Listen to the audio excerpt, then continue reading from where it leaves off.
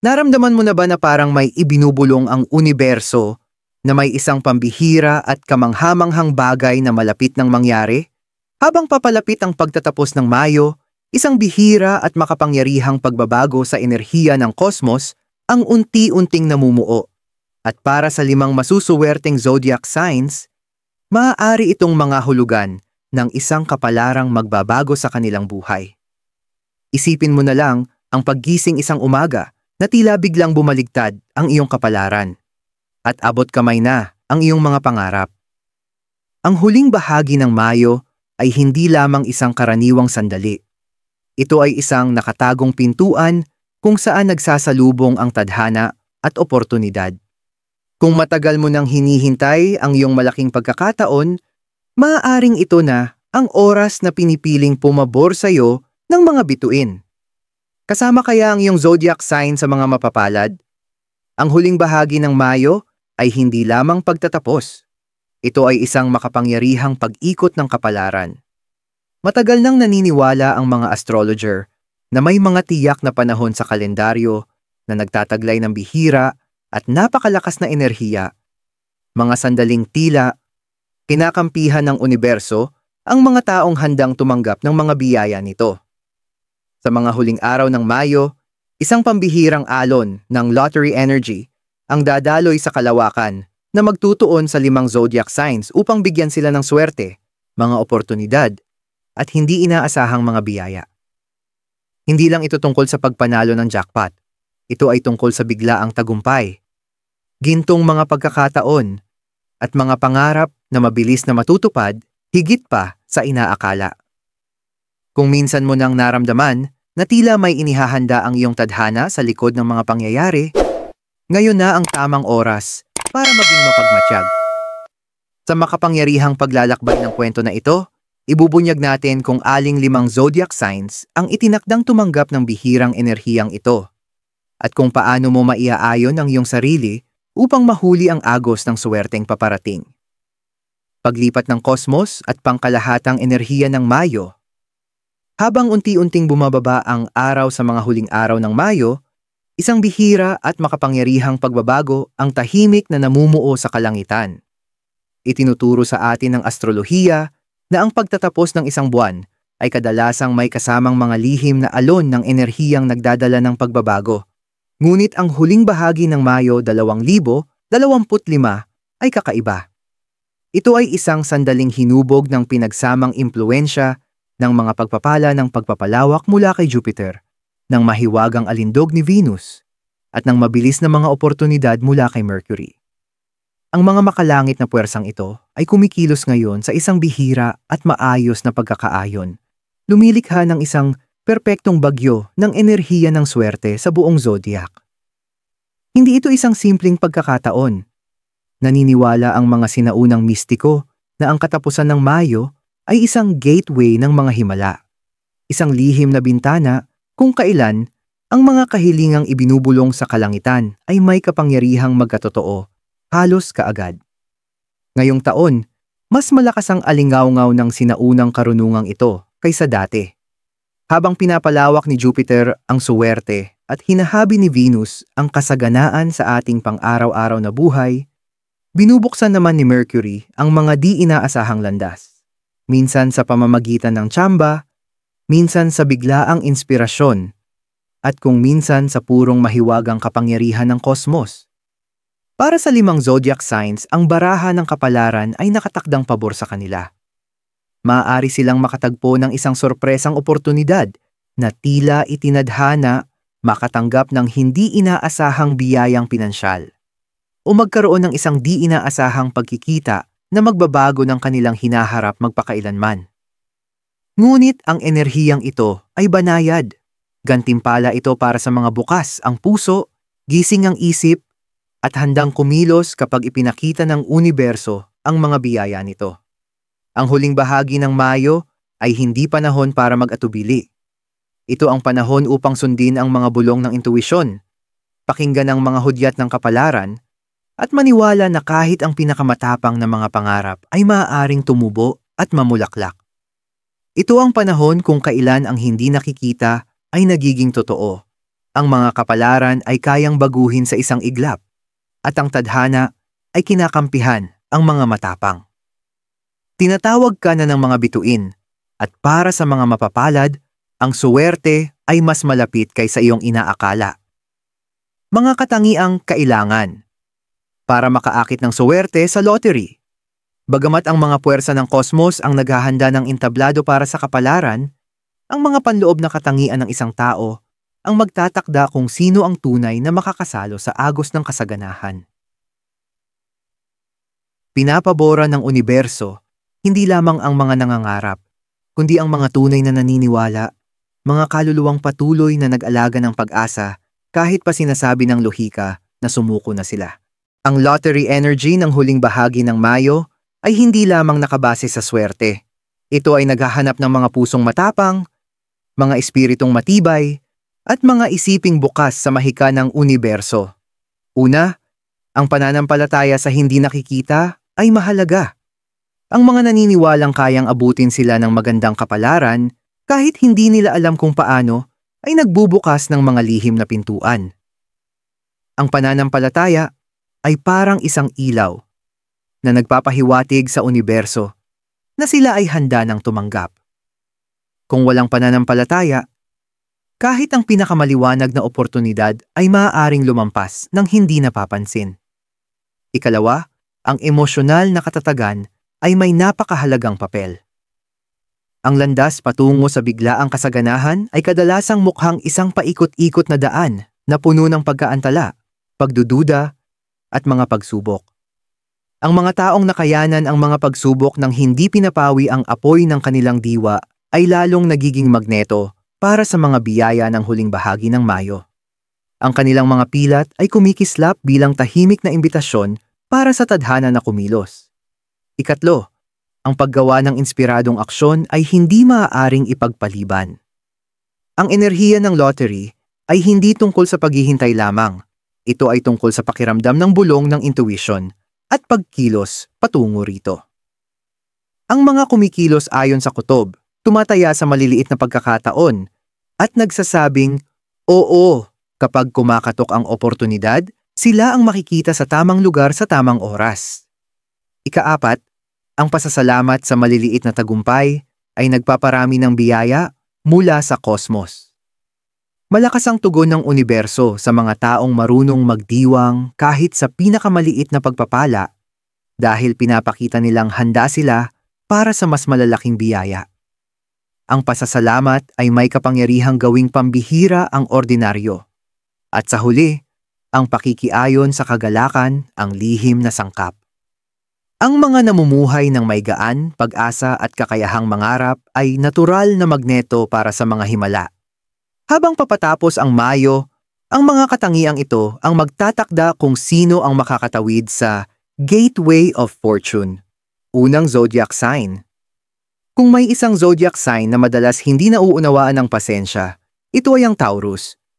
Madalas silang tawaging matigas ang ulo, ngunit ang hindi nakikita ng marami ay ang malalim na balon ng lakas at tahimik na pananampalatayang taglay ng isang Taurus. At sa huling bahagi ng Mayo, ang lakas na ito ay sa wakas gagantimpalaan sa isang paraang halos mahiwaga.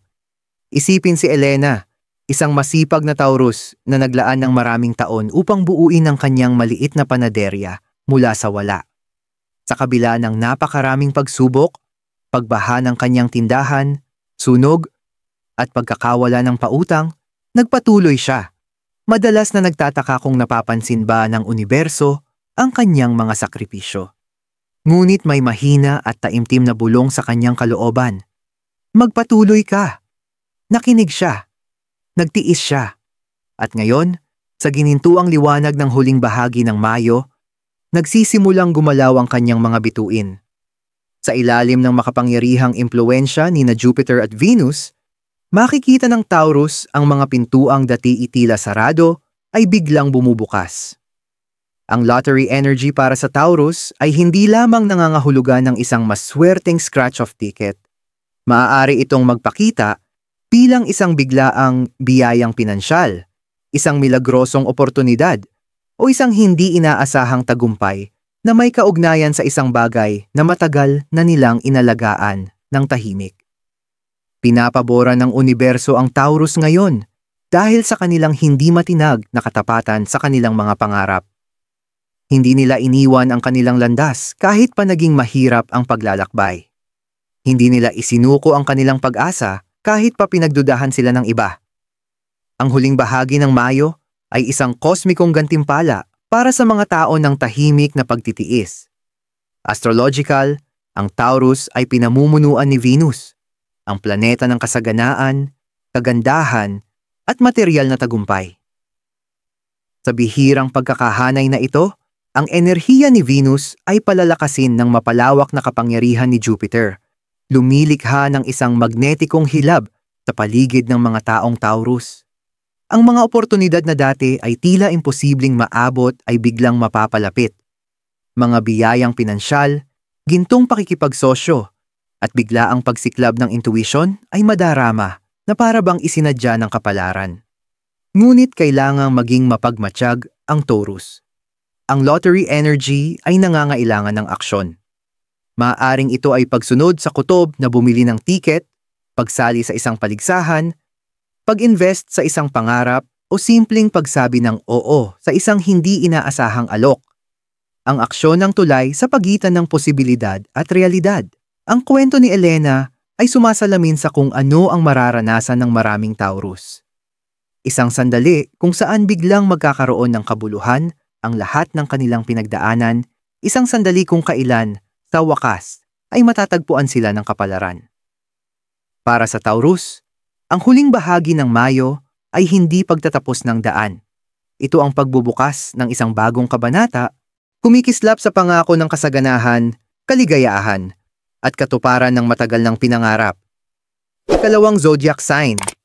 Para sa Cancer, ang mga banayad na nangangarap ng zodiac, ang huling bahagi ng Mayo ay magdadala ng matagal ng inaasam na yakap mula sa tadhana mismo.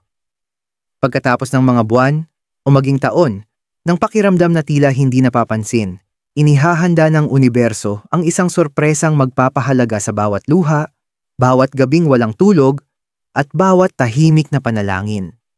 Isipin si Daniel, isang Cancerian na ang puso ay palaging mas malaki kaysa sa kanyang mga kalagayan. Nagtrabaho siya ng mabuti, hindi lamang para sa sarili kundi para rin sa kanyang pamilya, komunidad, at sa lahat ng umasa sa kanyang suporta. Hindi naging madali ang buhay. Maraming oportunidad ang nakaligtaan, pinansyal na paghihirap, at mga emosyonal na laban ang kadalasang nagpaiisip sa kanya kung may halaga pa ba ang kabutihan. Ngunit nagpatuloy siyang magmahal. Nagpatuloy siyang magbigay. Nagpatuloy siyang umasa. Habang papalapit sa katapusan ng Mayo, isang bihirang kosmikong pagsasanib na kinabibilangan ng mabilisang paggalaw ni Mercury, mga pinansyal na pagpapala ni Venus at malawakang pagpapalawak ni Jupiter, ang magbibigay liwanag sa Cancer sa paraang matagal na nilang hindi naramdaman. Tahimik na nagtipon ng lakas ang universo sa likod ng mga pangyayari. Naghahanda ng isang tagumpay na sandali para sa mga Cancerian na nanatiling tapat sa kanilang mga puso. Para sa Cancer, ang lottery energy ay hindi laging nangangahulugan ng pagpanalo sa isang tiket. Minsan, ito ay nangangahulugan ng tamang pintuang biglang bumubukas, isang pangarap na alok sa trabaho, isang nakalimutang investment na namunga, isang biglaang mana, o isang pinansyal na oportunidad na tila napakaganda para maging totoo. Ito ang sandali kung kailan ang lahat ng pag-aalaga, pagmamahal, at tahimik na katatagan ay sa wakas gagantimpalaan ng kosmos. Astrological, ang Cancer ay pinamumunuan ng buwan, ang tagapag-ingat ng intuition, emosyon, at mga nakatagong biyaya. Sa huling bahagi ng Mayo, ang impluwensya ng buwan ay lalong lalakas sa pamamagitan ng mga aspeto ng planeta na pabor sa mga desisyong pinangungunahan ng pakiramdam. Isang kutob, isang panaginip, isang biglaang pakiramdam, maaaring ito ang maging susi ng Cancer upang mabuksan ang kanilang kapalaran. Ang kwento ni Daniel ay sumasalamin sa kung ano ang naghihintay sa Cancer sa ilalim ng enerhiyang ito. Isang makapangyarihang pagkamulat na bawat kilos ng pagmamahal, bawat sakripisyo, at bawat sandaling pinili nilang umasa sa halip na maging mapait ay kailanman ay hindi nasayang. Lahat iyon ay pagtatanim sa isang hardin ng kosmos na ngayon ay handa ng mamulaklak. Para sa Cancer, ang huling bahagi ng Mayo ay isang sagradong regalo. Isang paalala na ang tunay na kayamanan ay hindi lamang nasusukat sa mga numero, kundi sa tapang na magmahal kahit sa panahon ng kahirapan. At ngayon, parehong emosyonal at pinansyal na kasaganahan ng mabilis na paparating upang punuin ang kanilang mundo ng mga himalang karapat-dapat nilang matanggap. Ang ikatlong zodiac sign, ang Sagittarius, ang walang hanggang mga optimista at mga adventurer ng zodiac ay malapit ng gantimpalaan para sa kanilang hindi matitinag na paniniwala sa imposible. Ang huling bahagi ng Mayo ay magdadala ng isang kosmikong pag-ikot ng kapalaran na tila sadyang nilikha para sa matatapang na puso ng Sagittarius. Isang sandali kung kailan sasabihin na ng universo, tama ka na nangarap ng malaki. Isipin si Mateo, isang Sagittarius na ang buhay ay isang serye ng mga pagtalon ng pananampalataya. Mula sa pag-alis sa mga trabahong sumakal sa kanyang espiritu hanggang sa paghabol ng mga ligaw na pangarap sa iba't ibang kontinente, madalas siyang tawaging pabaya. Umiling ang kanyang mga kaibigan. Nag-alala ang kanyang pamilya. Ngunit sa kaibuturan ng kanyang puso, alam ni Mateo ang isang bagay na hindi nila nakikita, na ang kapalaran ay pumapabor sa mga nangangahas magtiwala sa buhay kahit hindi pa nila nakikita ang landas. Sa mga huling araw ng Mayo, si Jupiter, ang ruling planet ng Sagittarius at ang planeta ng pagpapalawak at swerte, ay papasok sa isang makapangyarihang aspeto kasama sina Venus at Mercury. Ang bihirang pagsasanib ng tatlong makalangit na puwersa ay lilikha ng isang minsan lang sa buhay na agos ng oportunidad, nakatutok sa mga nagpapanatili ng apoy ng paniniwala. Para sa Sagittarius, ang lottery energy na ito ay maaaring magpakita sa hindi inaasahang anyo. Isang kaswal na pag-uusap na humahantong sa malaking pamumuhunan, isang biglaang desisyon na nagbubukas ng gintong pintuan, o isang kutob na hakbang na magbubunga ng higit pa sa inaakala. Hindi ito tungkol sa paglalaro ng ligtas. Ito ay tungkol sa pagkilala kapag ibinubulong ng mga bituin. Ngayon na ang iyong oras. Astrological, ang Sagittarius ay isinilang upang hanapin ang mga abot-tanaw na hindi nakikita ng iba. Sila ay pinapatnubayan ng pananaw, posibilidad, at isang matatag na panloob na kumpas na nagtuturo sa kanila sa kapalaran kahit hindi pa ito malinaw. Sa huling bahagi ng Mayo, ang panloob na kumpas na ito ay magiging kaayon ng enerhiya ng kosmos. Tinutulungan ng Sagittarius na diretsyong makarating sa hindi inaasahang kasaganaan. Ang kwento ni Mateo ay sumasalamin sa kung ano ang naghihintay sa maraming Sagittarius. Ang pagkamulat na bawat tinatawag na kabiguan ay hindi kailanman naging maling landas. Ito'y naging pagsasanay.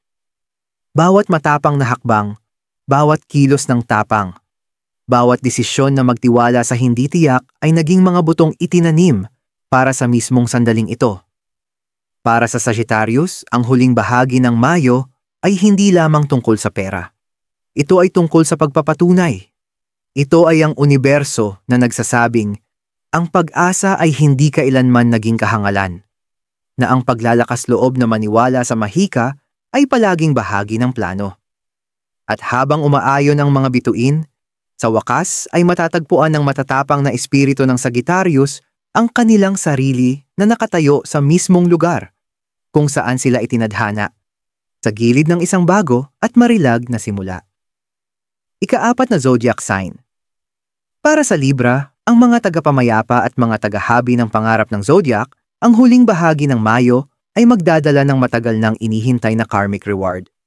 Madalas silang nakikitang inuuna ang pangangailangan ng iba kaysa sa sarili, tahimik na binubuhat ang mga pasanin, nag-aayos ng mga sigalot, at walang sawang nagbibigay. Madalas kapalit ang sarili nilang mga pangarap. Ngayon, inihahanda na ng universo ang pagbabalik ng swerte para sa kanila. Isipin si Sofia, Isang mabait na Libra na palaging nagsilbing tulay tuwing may bagyo. Nag-aayos ng pagkakaibigan, nagpapakalma ng tensyon sa pamilya, isinasakripisyo ang kanyang oras at mga ambisyon upang ang iba ay makinang. Sa loob ng maraming taon, nag-isip siya kung napapansin ba ng universo ang kanyang mga pagsisikap. Nagtanong siya kung may saysay pa bang maging mabuti sa isang mundong madalas pumapabor sa mga tuso. Sa mga huling araw ng Mayo, maririnig ng Libra ang makapangyarihang tugon sa kanilang mahinahong pasensya at biyaya.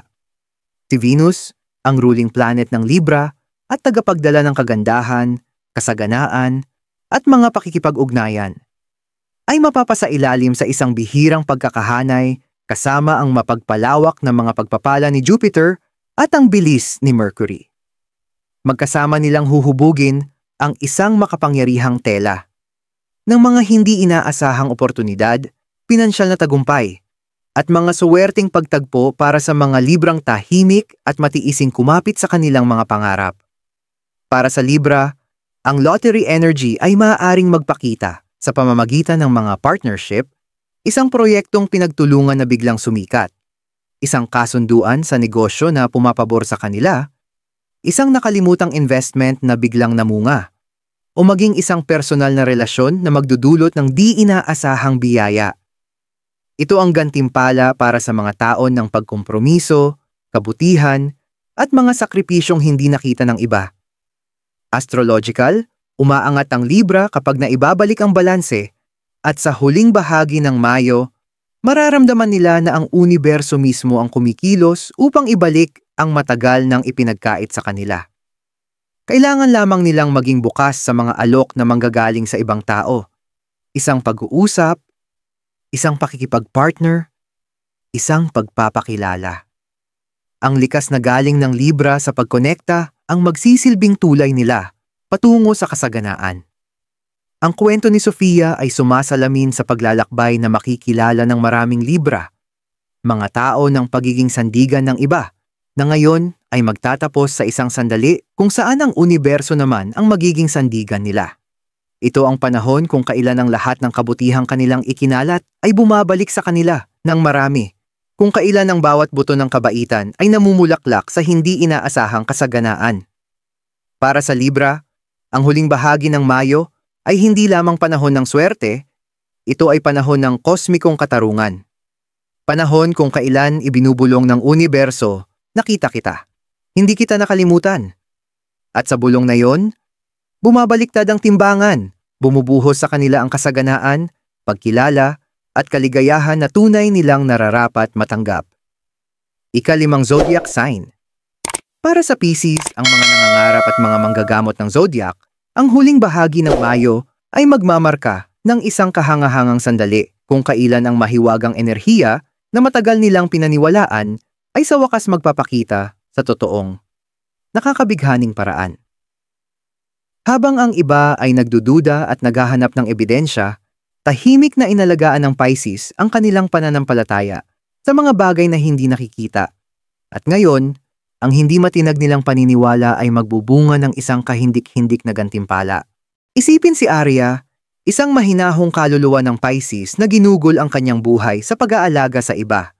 Ipinipinta ang mga pangarap tungo sa realidad sa pamamagitan ng kanyang sining, nagpapalakas sa mga kaibigan sa oras ng kadiliman, at patuloy na naniniwala sa mga himala kahit mabigat ang sariling mundo. Sa kabila ng mga pagkalungkot, pagkalugi, at hindi mabilang na kabiguan, hindi kailanman pinatigas ni Arya ang kanyang puso. Nagpatuloy siyang umasa, mangarap, at maniwala. Sa mga huling araw ng Mayo, isang napakagandang pagkakahanay ng mga planeta ang magaganap. Si Neptune, ang ruling planet ng Pisces, ay magpapalaganap ng kanyang mahiwagang liwanag sa mga daan ni Mercury at sa mga larangan ng kasaganaan ni Venus. Lilikha ito ng isang portal ng enerhiya kung saan ang mga pangarap ay mabilis na magiging realidad.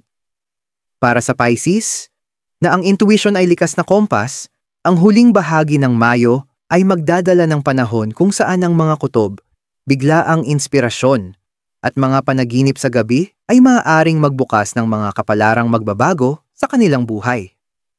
Ang lottery energy para sa Pisces ay maaaring hindi palaging nasa anyo ng isang lottery ticket. Bagamat maaari rin naman, maaari rin itong magpakita bilang isang biglaang tagumpay sa karera, isang hindi inaasahang grant, isang proyektong pangkreatibo na biglang sumisikat, o isang serendipity na nagdudulot ng hindi masukat na kasaganaan. Ito ang universo na nagpapatunay sa mahika na matagal nang daladala ng Pisces sa kanilang kaluluwa. Astrological, namumukadkad ang Pisces sa mga daigdig na lampas sa lohika, sa mga pangarap, sining, paggagamot, at intuition. Sa panahong ito, ang kanilang pagiging sensitibo ay magiging kanilang pinakamatinding sandata. Ang mga senyales, palatandaan, panaginip, at kutob ay hindi basta random. Sila ay mga mensaheng magdadala sa Pisces direkta sa kanilang gintong sandali. Ang pag-akto ayon sa mga senyales na ito ay magiging napakahalaga. Ang kwento ni Arya ay salamin ng mararanasan ng maraming Pisces. Ang pag-unawa na ang pag-asa ay hindi kailanman naging kahangalan. Ang pagmamahal ay hindi kailanman nasayang. At ang pananampalataya ay hindi kailanman nawalan ng kabuluhan. Ang huling bahagi ng Mayo ay sandali ng tagumpay ng kaluluwa.